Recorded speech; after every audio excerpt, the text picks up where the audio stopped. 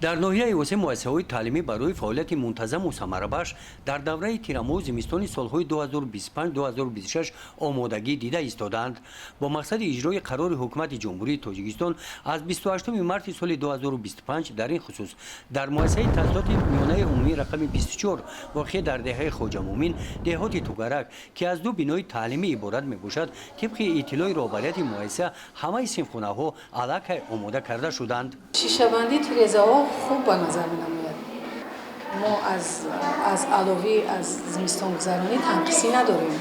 دهه خواجه مومین این دهه کوهستان بین تپه‌های کوه نمک خواجه مومین واقع بوده نظر به دیگر وادی‌های ناحیه این موضع سرد و پربرف میباشد وابسته به اقلیم منطقه رهبریت مؤسسه گفتند که پیشامدها را خوب درک می‌نمایند و کوشش آن را دارند که هرچی بیشتر باید هیزم و دیگر سوزشواری‌ها را ذخیره نمایند.